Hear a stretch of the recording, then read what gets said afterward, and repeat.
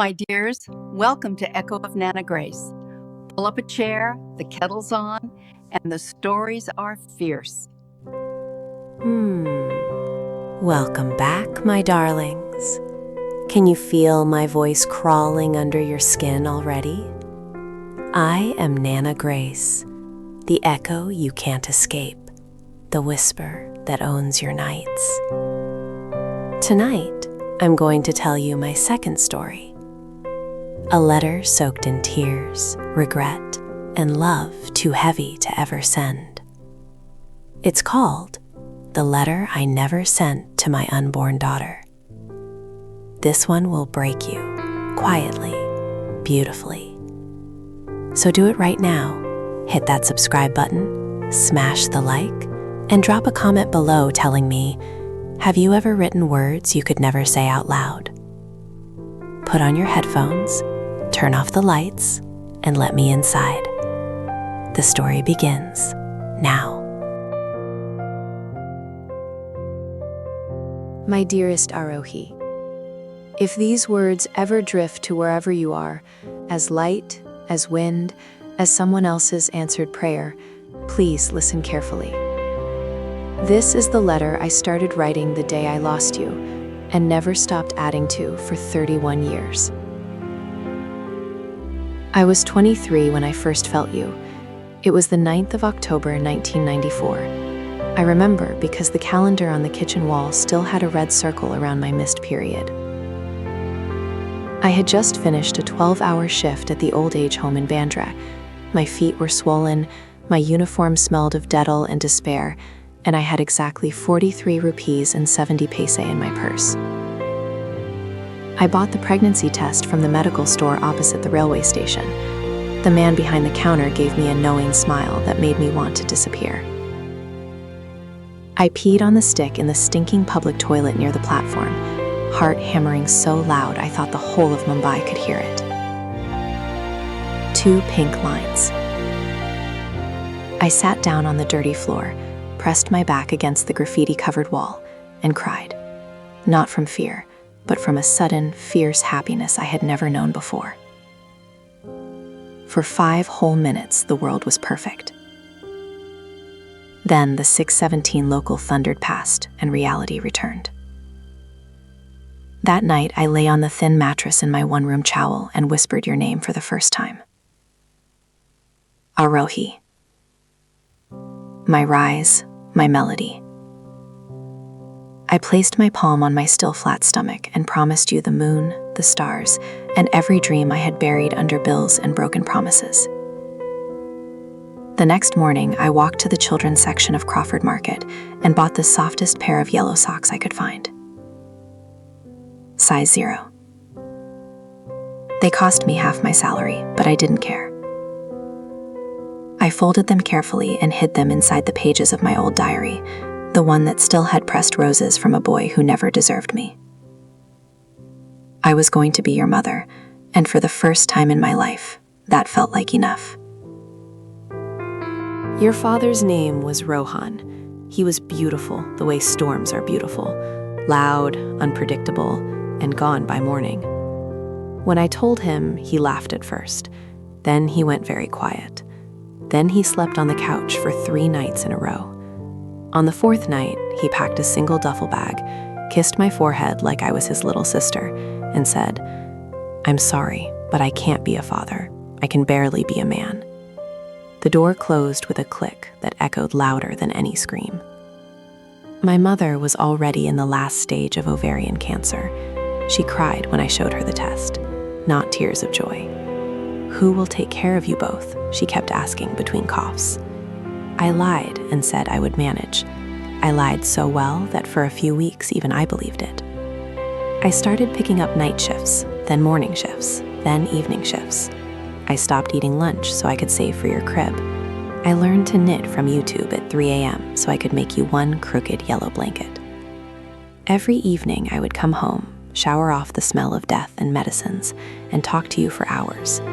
I told you about the sea I wanted to show you someday, about how we would eat cutting chai and vada pav on Marine Drive while the waves clapped for us, about how I would teach you to paint sunsets even when the sky was gray. I sang you the lullabies my own mother sang to me, off-key, voice cracking, but full of love. For 89 days, I was the happiest I had ever been. Then the bleeding started. First, it was just pink spotting. I Googled until my eyes burned and convinced myself it was normal. Second week, it turned red. Third week, it turned into pain that folded me in half. I took an auto to the government hospital at 4 a.m.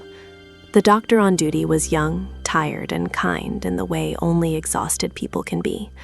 She pressed the cold ultrasound probe against my belly and went very still. "There's no cardiac activity," she said softly. Just 4 words. 4 words that ended my entire universe. I begged her to check again. I begged the machine. I begged God, Allah, Jesus, Ganesh, every name I had ever heard. She checked again. Same silence. I don't remember the walk home. I only remember sitting on the bathroom floor again. Same dirty tiles, same flickering tub light, holding those tiny yellow socks and screaming without making a single sound. I delayed the procedure for 12 more days. I kept hoping for a miracle that never came. I kept talking to you, apologizing, bargaining, promising I would be better if you just stayed. On the 13th day, they wheeled me in. The ceiling lights were too bright. Someone held my hand and said, "Breathe." I didn't. When I woke up, the nurse told me it was over. I smiled at her, a big, empty smile, and asked for my clothes. I walked home in the afternoon heat, carrying nothing but emptiness. You would have been 31 this October. I never married.